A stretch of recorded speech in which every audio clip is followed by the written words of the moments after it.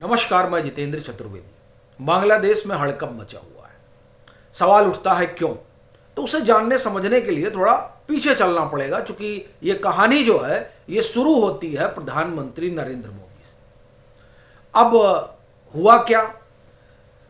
सितंबर में एक खबर आती है, खबर पांचजन्य ने की और कहा कि प्रधानमंत्री नरेंद्र मोदी के असैसिनेशन की योजना बनी थी और वो योजना जिन लोगों ने बनाई थी वो लोग शंघाई कोऑपरेशन की जो बैठक थी 1 सितंबर को, उसमें वो लोग चाहते थे कि वहीं कुछ कुछ पीएम के साथ किया जाए। लेकिन बात बन नहीं पाई, चूंकि व्लादिमीर पुतिन के पास इंफॉर्मेशन थी, रॉ से शेयर की गई और उसके बाद में जो हुआ वो आपने देखा।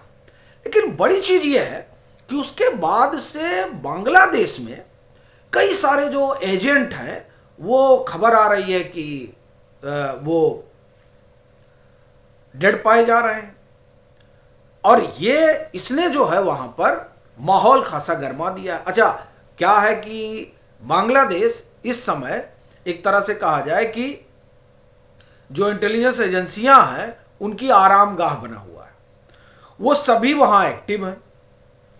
और इसमें खास बात है, जो लोग एक्टिव हैं वो उन देशों के, आप ये कहें कि खुफिया के लोग हैं जिन्हें भारत विरोधी माना जाता है, और वो हैं भी। वो भारत के खिलाफ षड्यंत्र रचते रहते हैं, फिर चाहे वो चीन हो, चाहे टर्की हो, और चाहे पाकिस्तान हो, या फिर सीआईए। अब आप कहेंगे कि सीआईए, तो जी हाँ, सीआईए अभी ज़्यादा पुरानी बात नहीं है। धनखड़ साहब के बाद जब उपराष्ट्रपति का चुनाव हुआ तो उस उपराष्ट्रपति चुनाव के दरमियान किस तरीके से नरेंद्र मोदी की सरकार को गिराने की कवायद हुई, ये किसी से छिपी नहीं है। यही नहीं, इससे पहले भी सीआईए ने कोशिश की थी और वो कोशिश सीधे तौर पर चंद्रबाबू नायडू को हिलाने की थी, लेकिन नायडू साहब मजबूती के साथ खड़े हैं पीएम संग, वहां कुछ भी नहीं हो पाया। और जो सांसद तोड़ने की कोशिश थी उसमें भी कुछ नहीं हो पाया। और ये ध्यान रखिएगा कि ये जो सांसद तोड़ने की कोशिश हुई थी जो उपराष्ट्रपति चुनाव के दरमियान, तो उसमें भारत के एक बड़े उद्योगपति का भी नाम आया था कि वो उनकी इसमें बड़ी दिलचस्पी थी। क्यों? क्योंकि नरेंद्र मोदी की वजह से उनका जो हित प्रभावित हो रहा था। तो खैर वो तो खिचड़ी पक नहीं पाई जो सीआईए ने पकाने की कोशिश की थी। तो इसलिए वहाँ जो सीआईए एक्टिव है उसका भी यही खेल है। और जो जो लोग पीएम को लेकर इस तरह का षड्यंत्र रच रहे थे उसमें भी बताया जा रहा है कि वो सीआईए का ही गेम प्लान था, मालूम नहीं। लेकिन ये बाकायदे पांचजन्य ने खबर की, और आप जान रहे हैं कि पांचजन्य ऑर्गेनाइजर की खबर का मतलब है कि भाजपा बोल रही है। जो जो उस मैगजीन को लेकर जो उसका अपना एक आप कहें कि कहना सुनना है, उसके बारे में जो राय शुमारी है। तो खैर बड़ी बात यह है कि ये सारे लोग वहाँ एक्टिव हैं और ये सभी इस बात के लिए जाने जाते हैं कि भारत विरोधी एजेंडा चलाते हैं। अब आप देखिए कि उसमें हो क्या रहा है। खबर ये आई कि साहब 17 जो इनके लोग हैं जिनको कहा जाता है, मतलब अमेरिका के खुफिया इनके एजेंसी से जुड़े हुए हैं, वो बताया जा रहा है कि वो तो निकल लिए यानी गोलोकवासी हो गए। अब सवाल उठता है कि ऐसा क्या हो गया। अच्छा, बड़ी चीज़ ये है कि किसी को आप देखिए कि कोई ये हो कि भाई चल गोलीबारी चल गई, नहीं, ऐसा कुछ नहीं है। वो अगल बगल ही कोई इस कमरे में पड़ा मिला, कोई सामने वाले में पड़ा मिला, कोई बगल वाले में पड़ा मिला, इस तरह की घटना हो रही है। तो 17 तो संख्या बताई जा रही है किसकी? 17 वो लोग हैं जो अमरीकी एजेंसी से जुड़े हुए हैं, ठीक। और इसमें आईएसआई का तो वहाँ तो अभी इन्होंने भाई खबर हुई थी कि एक्टिविटी वगैरह बढ़ा रहे हैं। अब वो एक्टिविटी ऐसा बढ़ा है कि वहाँ जो है न मालूम कौन पहुँच गया कि 8 लोग जो है इनके भी निकल लिए, ठीक है। 8 में अभी एक की तो हाल में खबर आई, मतलब 1-2 दिन पहले, कि 5 सितारा होटल में वो मिले, मतलब उनका शरीर मिला।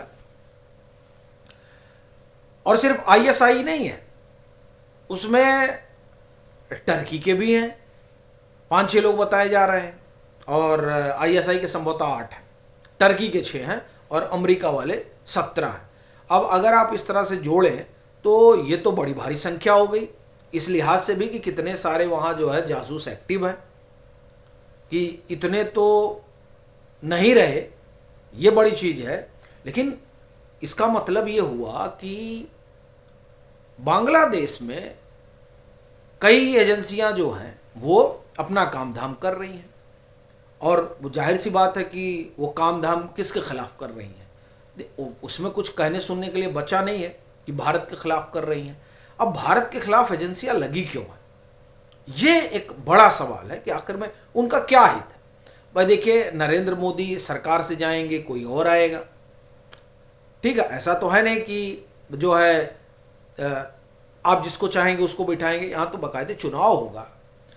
लेकिन नरेंद्र मोदी से क्या समस्या है, क्योंकि जिस तरह से यहां तमाम एजेंसियां लगी हुई हैं और उन एजेंसियों के जो दिग्गज हैं वो निपटाए जा रहे हैं, न मालूम कौन सा अननोन गनमैन है जो इस तरह के काम को अंजाम दे रहा है और भारत के हित को साध रहा है, कोई तो होगा। और बड़ी चीज़ ये है कि इन लोगों का जो तमाम सारी एजेंसियां हैं उनका मकसद क्या है। इस मकसद की एक तरह से कहा जाए कि अब इसकी जानकारी जब पीछे डोभाल साहब की मुलाकात हुई थी बांग्लादेश के एनएसए से, तो उन्होंने दी थी या नहीं दी थी मालूम नहीं, लेकिन इतना तो तय है कि यहाँ जो कुछ एक्टिविटी चल रही है उस एक्टिविटी के बारे में भारत के पास पूरी खबर है। अगर खबर नहीं होती तो आप देखिए कि कैसे पीएम के खिलाफ इतनी बड़ी साजिश चल रही थी, उस साजिश का भांडा फूटा ना। तो भांडा फूटने का मतलब तो यही हुआ कि एजेंसियां दोनों एक्टिव हैं, यानी जो इनकी एसबीआर है रूस की और भारत की रॉ तो एक्टिव है। माना जाता है कि ये दोनों जो एजेंसियां हैं वो बांग्लादेश पर भी नज़र रखती हैं, और इस लिहाज से अगर आप देखें तो एक ये भी शक सुबह पैदा होता है कि भाई देखिए 3 लोग हैं इस समय दुनिया में जिनके ऊपर तमाम तरह की एजेंसियों की नज़र है। एक प्रधानमंत्री नरेंद्र मोदी हैं, व्लादिमीर पुतिन हैं, और फिर इजराइल के प्रधानमंत्री नेतन्याहू, ये 3 लोग हैं। और उसमें भाई देखिए पुतिन एक अलग वजह से सबके आप ये कहें कि लिस्ट में है, पीएम एक अलग वजह से हैं, और पीएम तो ख़ास तौर से उस डीप स्टेट को बहुत खटक रहे हैं जिसके धंधे पर इन्होंने चोट कर दी है। भाई देखिए तेल हम खरीद रहे हैं रूस से, ये बहुत खबरें आ रही हैं ना कि वो बंद हो जाएगा। वो ठीक है, रिलायंस ने बंद कर दिया, वो रिलायंस ना खरीदे, भारत ने उसके लिए वैकल्पिक व्यवस्था कर दी है, और भारत की सरकारी कंपनियां जो हैं वो तेल ले रही हैं, वो लेके आ रही हैं, ये बड़ी बात। और आप देखिए कि जो हम तेल खरीद रहे हैं वो हमारी ज़रूरत का 1/3 है। अब जो यूएस का डीप स्टेट है उसको इस बात का दर्द है कि भैया ये कैसे खरीद रहे हैं उनसे, अरे हमसे खरीदते तो हमारा फ़ायदा होता। और दूसरा क्या हो रहा है, हम रूस से खरीद रहे हैं तो डॉलर में खरीद नहीं रहे हैं, हम रूबल में व्यापार कर रहे हैं। अब इसकी वजह से डॉलर कमज़ोर हो रहा है क्योंकि हम अपनी मुद्रा में सारी चीज़ें कर रहे हैं। तो एक तरफ तो इनकी करेंसी को चोट पहुंचा रहे हैं, दूसरी तरफ जो इनका फ़ायदा हो सकता है उस फायदे पर कुठाराघात कर रहे हैं। तो फिर वो कोई क्यों जो है वो पीएम को देखना चाहेगा। जाहिर सी बात हो चाहेगा कि नरेंद्र मोदी को एलिमिनेट किया जाए, और एलिमिनेशन के 2 तरीके हैं, या तो एकदम से हटाया जाए या इनको कुर्सी से हटाया जाए। तो कुर्सी से हटाने का इन्होंने तमाम कोशिश किया, सांसदों को खरीदने की कोशिश हुई, फिर बिहार के चुनाव में इन लोगों ने दिलचस्पी दिखाई कि हो सकता है वहाँ कुछ हो जाए, लेकिन बात कहीं बनी नहीं। तो ये हुआ कि अगर उधर बात नहीं बन रही तो इधर बात बनाया जाए। तो जो ये कोशिश हुई वो जाहिर सी बात है कि कोशिश के पीछे का यही कारण रहा कि वो एलिमिनेट करना चाहते थे, लेकिन वो तो उनसे हो नहीं पाया। वो उधर हो नहीं पाया तो इधर जो लोग एक्टिव हैं उन पर अज्ञात वीरों का कहर टूटा। अब उस कहर में आप देखिए कि 17 उनके जोड़ लीजिए, 17 और 6 होता है 23, 23 और 8 बताइए 31 लोग जो हैं वो निकल गए। अब इनको किसने पहुंचाया, ये जाहिर सी बात है कि ये रहस्य का विषय है, लेकिन ये भी क्या इत्तेफाक है कि पीएम के खिलाफ इस तरह की कोशिश होती है और उसके बाद जो है इतने सारे आप कहें कि खुफिया एजेंट जो है उनको अज्ञात वीर जो है वो उनकी अपनी अनंत यात्रा पे भेज देते हैं। आपकी क्या राय है, ज़रूर साझा करिएगा।